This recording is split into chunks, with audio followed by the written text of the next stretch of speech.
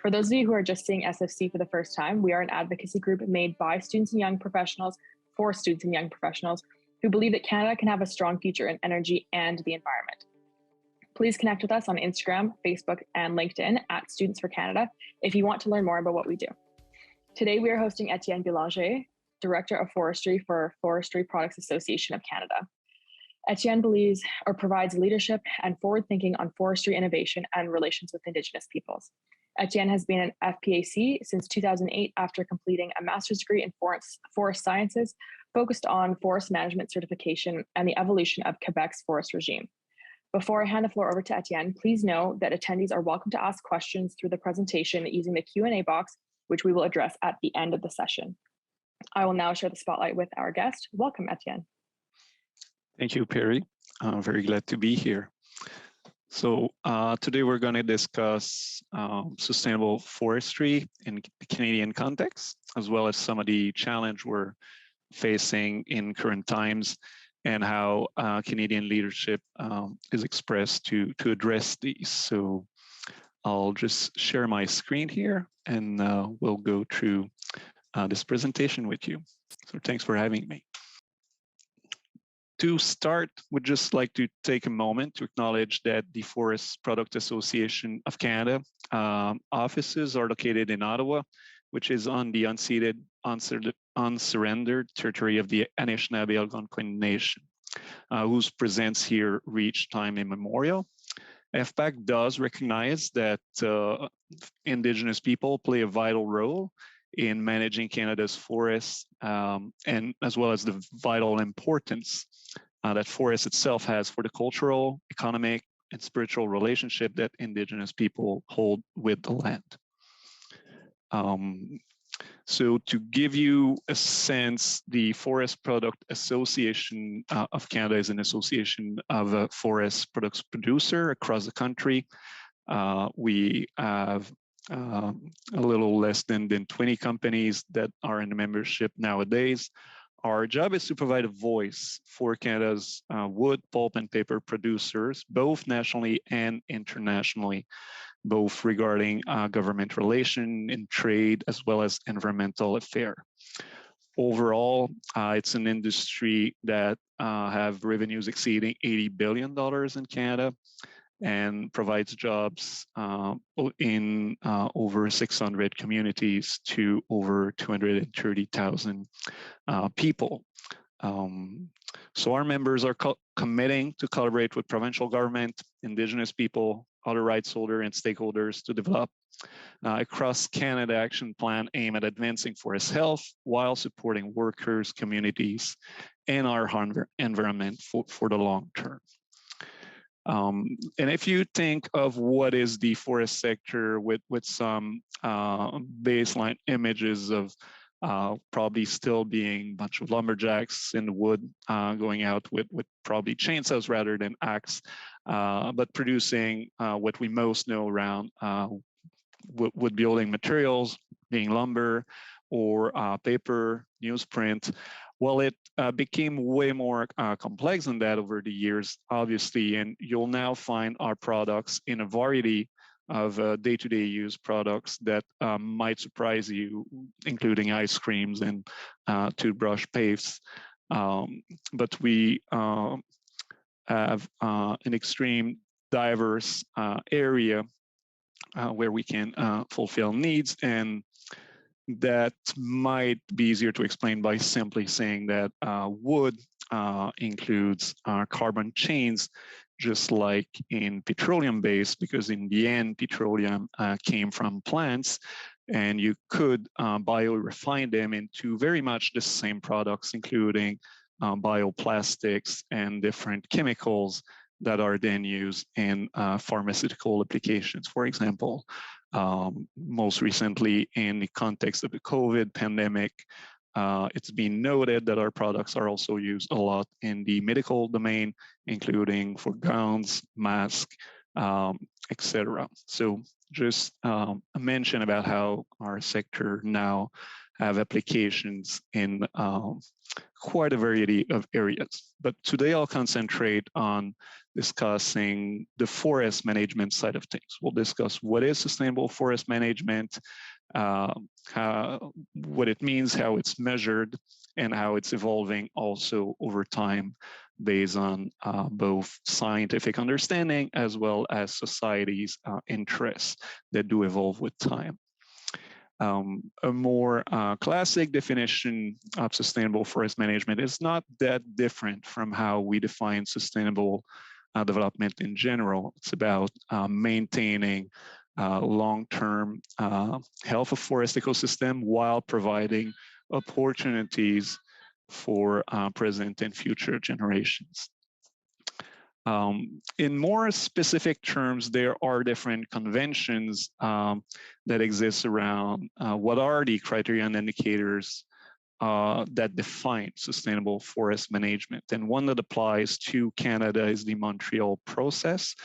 It's an international process where many countries will agree on what are the key criterion indicators of how to define SFM.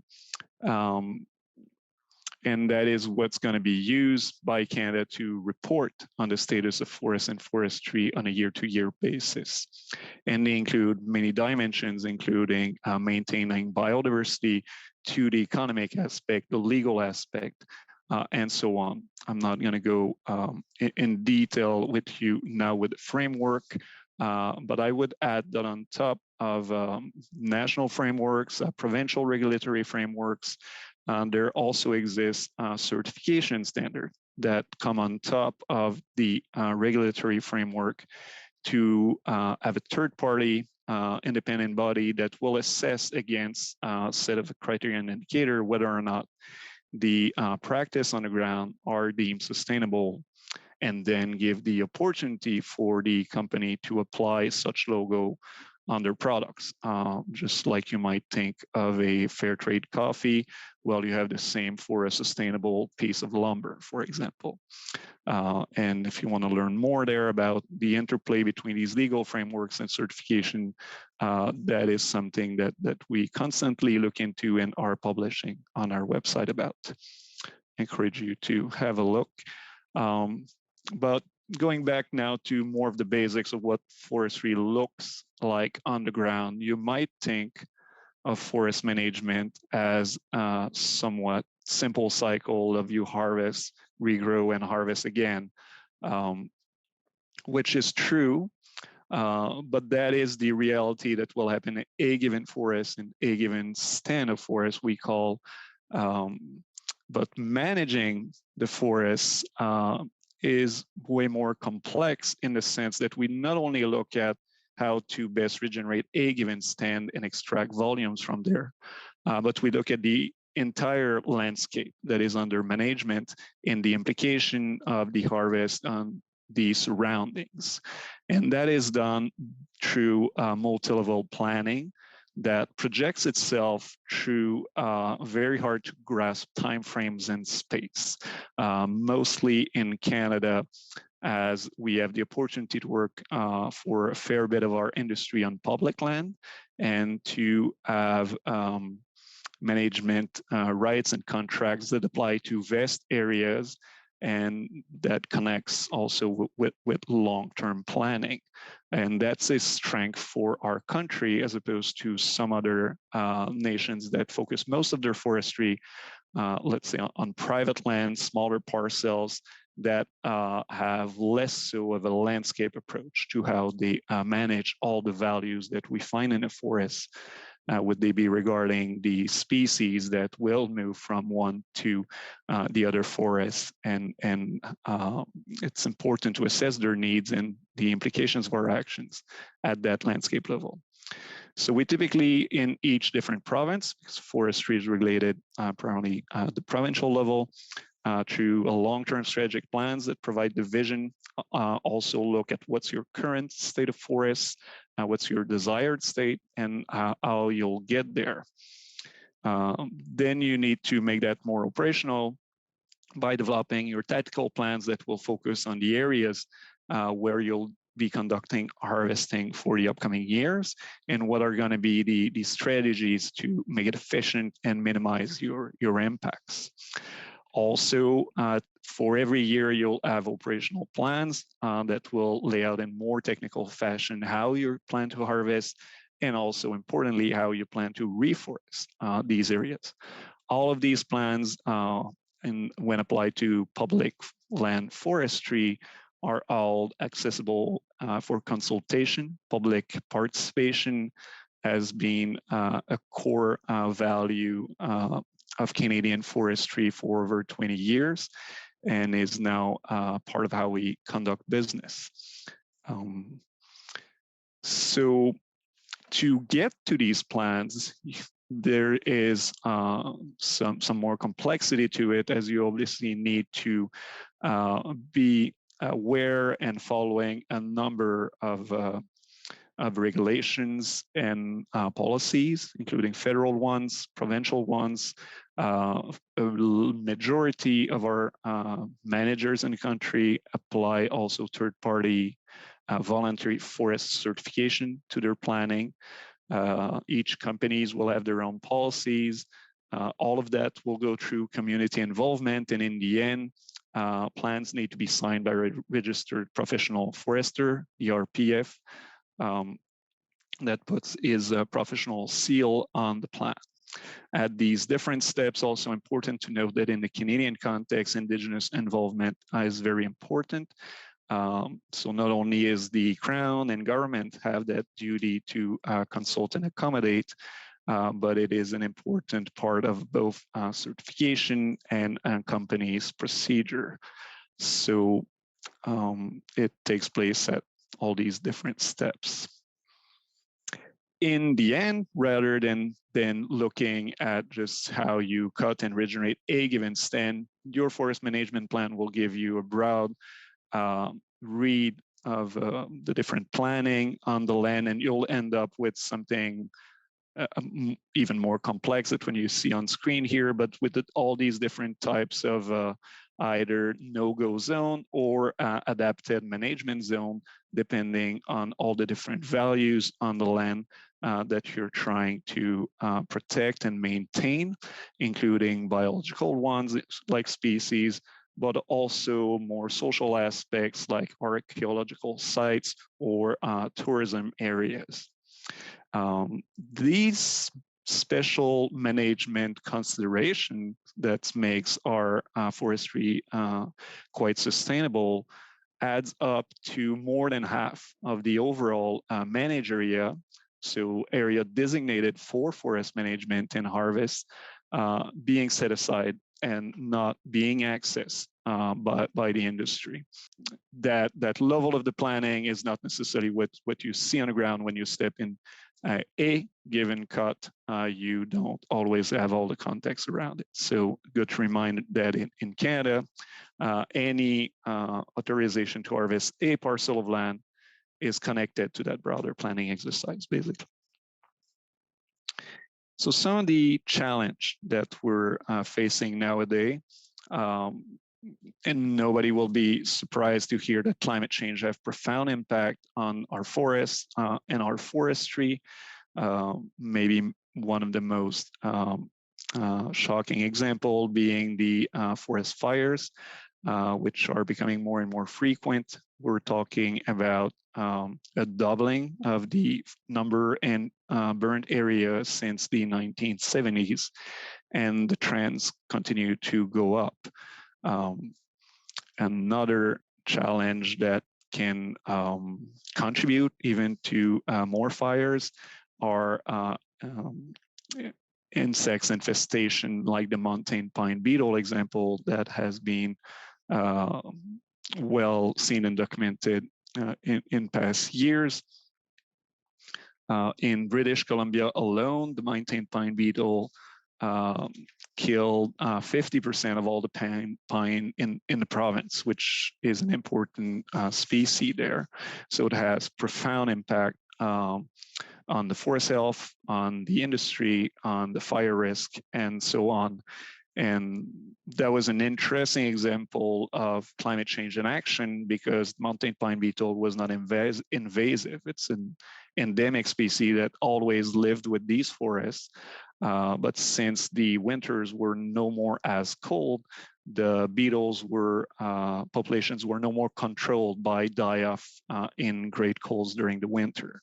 So it was a well-documented case of being caused by climate change. These combine, and there's also droughts and illness, but natural disturbance in total combine to affect 25 times more areas than what we sustainably harvest in a given year. So it is significant. On one hand, our forests are adapted to lots of natural disturbance they've evolved with, and they survive it well and will regenerate. On the other hand, there is a change, as mentioned, due to climate change, which elevate the risk to forest health. So forest management can be used as a tool to work with these natural disturbances to make the overall impact manageable, but also to adapt our practice to reduce the risk of devastating fires, for example, or infestation spread out. So it's a tool in the toolbox to try to manage these phenomena. Although they're quite great and large in scope, so it is quite a challenge, I'll admit. Other challenge that are maybe less Canadian, but part of what we deal with as a sector is the fact that more and more forests, mostly in the tropical countries, are turned into fast-growing monocrop plantations, which have a number of impact on us, including the fact that these plantations are now filling approximately half of the overall markets in the world. And they do so while providing significantly less environmental value, while it does not mean that we get a premium for selling wood that comes from a more environmental and more sustainable background. So it is quite a different player to compete with. And it also has the other impact of changing how people at the international level do perceive where wood is coming from and what forestry is, and therefore think that most commercial operations are plantation-like, and that natural forests should be preserved. So when you come up with an offer of saying, well, we, in our case, do both on the same land base, it is more complex to grasp and does not fit always with either procurement policies or the like that prefer to keep things simpler in terms of protect or produce as opposed to do both. Another one that is an international challenge is how much illegal logging also goes into the market.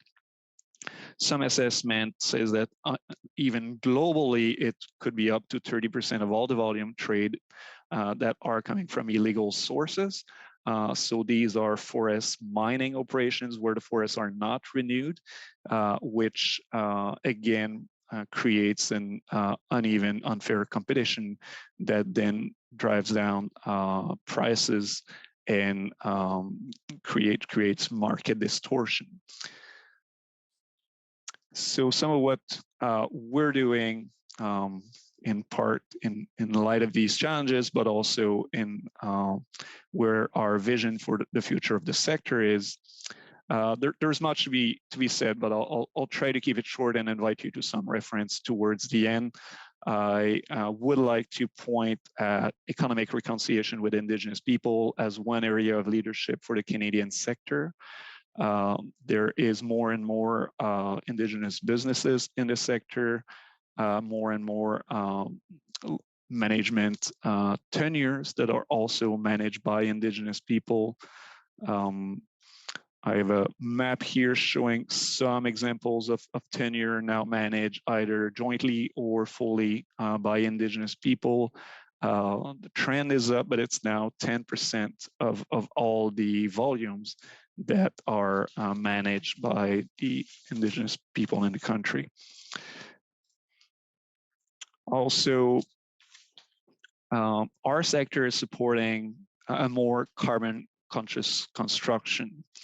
And depending on the study you look at, you'll see that when you build with tall wood construction, which is a technique that uses lumber glued together to create these very strong dimensional pieces, these not only can be completed faster because it's material that works nicely, but it also reduces carbon pollution during construction by between 25 and 45%.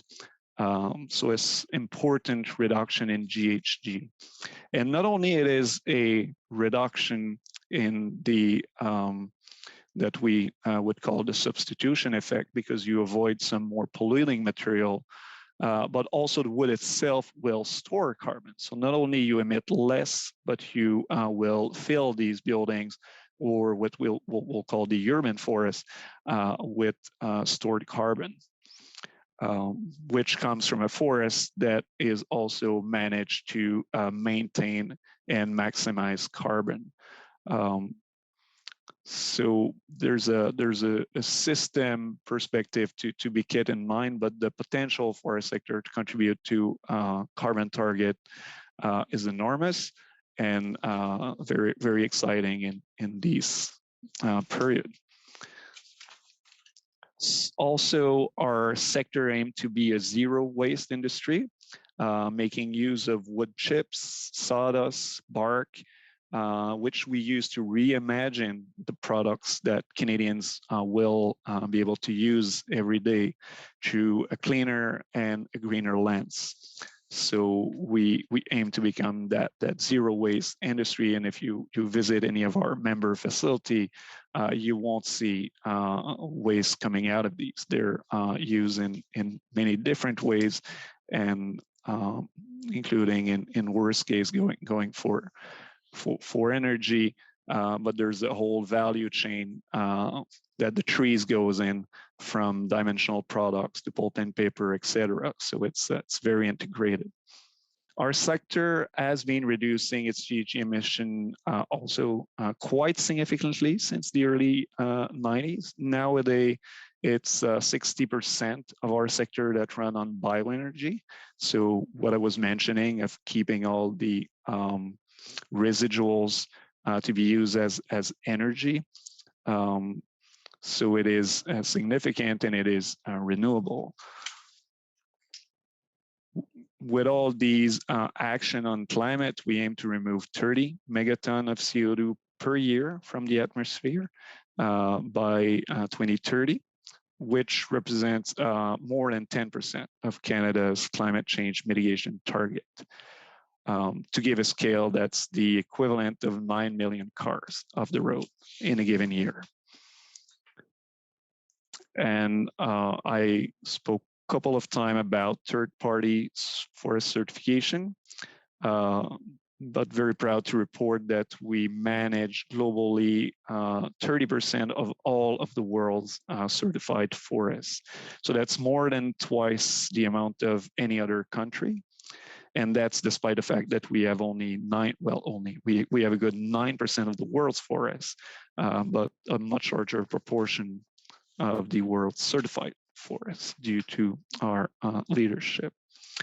On a map, this is what it looks like. So there's some purple area that are designated for management that aren't certified at this point. Some are not actively managed, some are. But you can see a vast majority of our managed forests in different shades of green, depending on the system applied. And it's more than 3/4 of all the managed forests that are third-party certified, in part due to FPAC leadership that made forest management certification mandatory for all its members. That was a commitment we made back in the early 2000s. So to give a bit of a scale of all of that and a sense of how impactful or not we are in our forests, we should mention that we harvest per year less than 1% of the land base designated for harvest, and that we regenerate every single area harvested. That is equivalent to, we are planting between 400 to 600 million seedlings annually, which is quite significant as a country. Also, over time, we did maintain more than 90% of what we call the original forest cover. So how much forest there was total in our forest in our country before colonization, agriculture, and urban development took place. Which places us among the global leader in sustainable management of the world's most renewable resources. I know that lots of students will be are listening or will be listening, so I would like to mention an important resource. We put out the Greenest Workforce website that provides job seeker an opportunity to find job in our sector. It includes a job matching tool, as well as information on the advantages of living in a forest community and cost of living comparators. As well as there's also a foreseeing tool in there that speaks about which jobs are in demand now, but which jobs will also be in demand in the next 5 years, and how these markets are evolving. So really encourage you to have a look, as well as the different diversity and inclusion programs that we're supporting, including the Take Your Place program, the Women in Wood program, and the Free to Grow in Forestry program. So information about these can be found on the FPAC website or the greenestworkforce.ca. With that, I'll stop here and look forward to take any question from you. Thanks for the time and opportunity.